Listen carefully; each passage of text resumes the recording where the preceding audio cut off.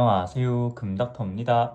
남들은 재미없다지만 전 도파민 터지고 있는 환승연애 4 11화 리뷰입니다. 그리고 최근에 이제 아는 내과 선생님이 저한테 좀 추천 좀 해달라고 해가지고 제가 피부과 추천 좀 해주면은, 피부과 병원 추천은 제가 못해요, 여러분들. 제가 연 것도 아니잖아요. 제가 알았으면 저한테 오라 했을 텐데. 아침에는 아벤느 히알루산 액티브 B3를 쓰고, 저녁에는 코스알엑스 13을 쓰거나 구달청귤 비타 15를 둘 중에 하나를 싼 거 써요. 싼 거 둘 중에 하나 싼 거 써요. 다른 거 왜 안 써요? 라고 하면, 저는 비타민이 그렇게 정확하게 성분이 확실하게 몇 퍼센트가 들어가 있다는 걸 선호하는 편이에요. 왜냐면은 그래도 좀 연구나 이런 거에 대해서 개념이 있지 않을까 싶어서 하는 편이, 저는 그렇게 사용합니다. 원규, 지현 이야기를 할 겁니다. 저는 개인적으로 이 둘이 최종 커플이 될 것 같긴 한데 최종 커플 이후의 삶은 잘 모르겠어요. 막 응원하는 것도 저는 사실 아니긴 해요. 왜냐면은 이번 화에서 가장 크게 나온 쟁점 총 3가지가 되는 것 같아요. 첫 번째는 뭐니 해도 미친 요소, 웨딩드레스 사건. 2주간 휴가일 때 1박 2일 강원도 여행 이야기. 세 번째가 이제 7개월 뒤 원규가 지연한테 연락한 것 같아요. 이게 다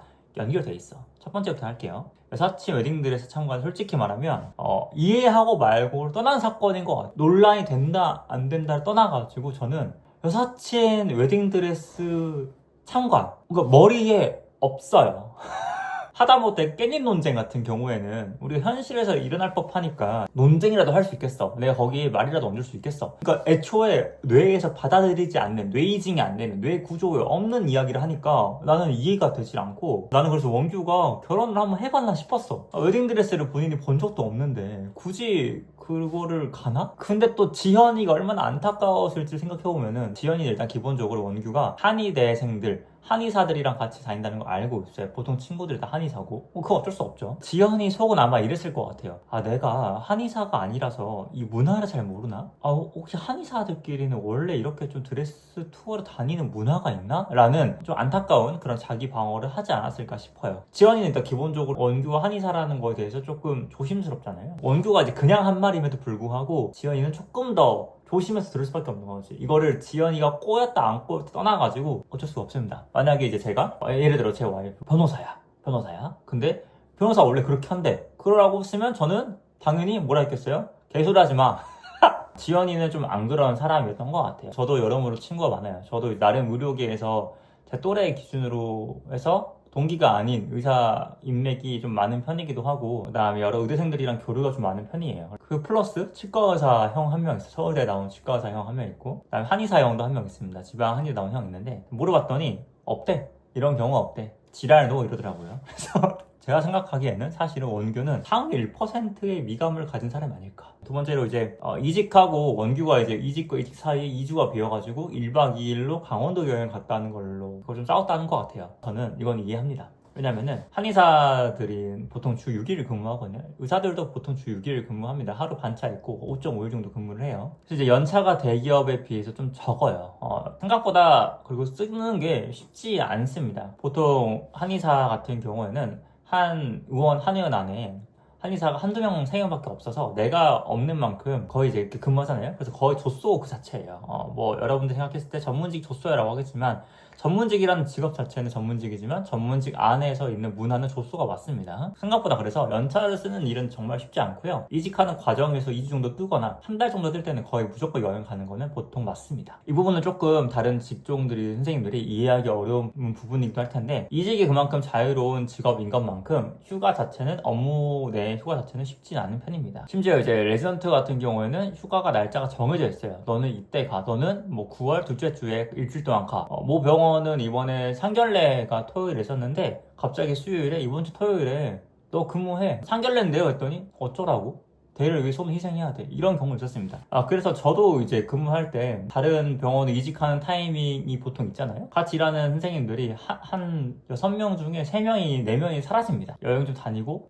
이제 이직하겠다고. 그때 당시에 여행 가시는 분들이 많고요. 그때 만약에 여행에 대해서 상대방이 익스큐즈가 안 된다, 이해가 안 된다, 그럼 대부분이 이별하기도 합니다. 저는 그래서 이 사실 자체는 이해를 하는 편이고요. 11화까지 다 보고 뭘 느꼈냐면은, 원규가 지연에 대해서 조금 숨막힘을 느꼈던 건 사실인 것 같아요. 그리고 한편으로는 원규가 지연을 조금 언제든지 다시 만날 수 있다고 생각하고 있지 않았나. 그거는 기본적으로 자기가 가지는 직업에 대한 프라이드 플러스 이제 조금 자존감 높을 때, 그리고 이제 동기들이 결혼할 때 보통 다 한의사들끼리 결혼하고 원규가 말했던 것처럼, 지현한테 원규가 이제 흘러가다 말했던 것처럼 뭐 개원시켜주는 집이랑 결혼한다 라는 예시도 있었던 것처럼 뭔가 이제 그런 가치관이 혼란이 올 때가 전문직은 한두 번씩 있어요. 뭐 다들 그렇습니다. 저도 그랬고, 제가 봤을 때는 이제 이 원규님은 졸업하자마자 공고에 가면 3년, 이제 한의사로 페이닥터로 일한 지 한 1, 2년 정도 된 것 같은, 딱 그때가 이제 직업적인 자존감 높을 때고, 저는 그래서 이제 원규가 딱 그 시기쯤에